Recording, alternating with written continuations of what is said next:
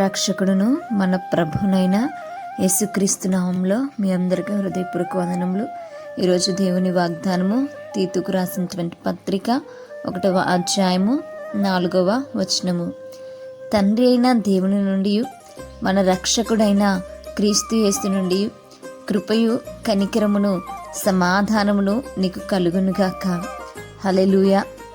మరి తండ్రి అయినటువంటి దేవుడు, కుమారుడైనటువంటి యేసుక్రీస్తు వారు, మరి ఆయన రక్షకుడుగా ఈ లోకానికి వచ్చి ఉన్నటువంటి దేవుడు కదా. మన పాపములను క్షమించి మన పాపముల నుంచి మనల్ని విమోచించుటకు ఆయన దేవాది దేవుడై ఉండి ఆ యొక్క పరలోక రాజ్యాన్ని విడిచిపెట్టి మానవులమైనటువంటి మన దాస్య స్వరూపమును ఆయన ధరించుకుని వచ్చి ఉన్నటువంటి దేవుడు. వచ్చినటువంటి ఆయన దేనికోసం వచ్చాడు అంటే మనకిని తండ్రికిని మరి మధ్య సమాధానమును ఏర్పరచడానికైనా వచ్చి ఉన్నటువంటి దేవుడు. మరి యేసుక్రీస్తు వారి సమాధాన అధిపతిగా పిలువబడినటువంటి దేవుడు. మరి మనము కోల్పోయినటువంటి సంబంధాన్ని, మనము మరి కోల్పోయినటువంటి ఆ యొక్క సమాధానాన్ని మరలా తిరిగి మనకి ఇవ్వడానికైనా ఈ లోకానికి వచ్చినటువంటి దేవుడు. ఈ విషయాన్ని మనం జ్ఞాపకం చేసుకోవాల్సినటువంటి వారమై ఉన్నాం. మరి మనం ఏం చేయాలి అంటే మనము దేవుడిచ్చినటువంటి సమాధానాన్ని పొందుకునేటువంటి వారముగా ఉండాలి. దేవుని పైన ఆధారపడేటువంటి వారముగా ఉండాలి. ఆయన యందు భక్తి విశ్వాసములు కలిగినటువంటి వారముగా ఉండాలి.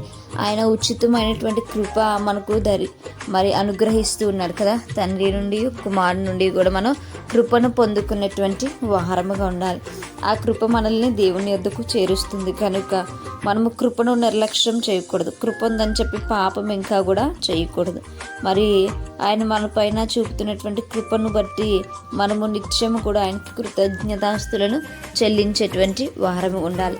ఆయన మన పైన చూపిస్తున్నటువంటి కనికరమును బట్టి మనం ఇంకను కూడా ఆయన యొద్దకు మరి వెళ్ళేటువంటి వారముగా, ఆయన సన్నిధానంలో గడిపేటువంటి బిడ్డలముగా మనం ఉండాలి. మరి దేవుడు ఇచ్చేటువంటి సమాధానం తప్ప ఈ లోకంలో ఏ సమాధానము కూడా మనల్ని సంతోషంగా ఉండనివ్వదు.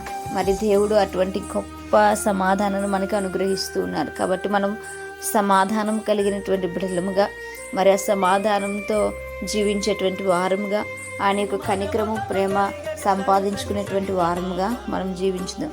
అటువంటి కృప దేవుడు మనందరికీ కూడా అనుగ్రహించుగాక. ప్రార్థించుకుందాం. పరిశుద్ధుడ మహాగణుడ మీకు వందనాలు.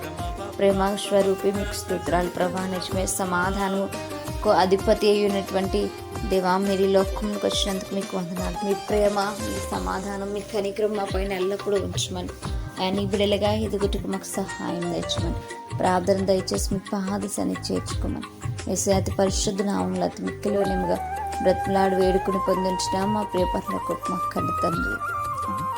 Praise the Lord everyone. May God bless you all.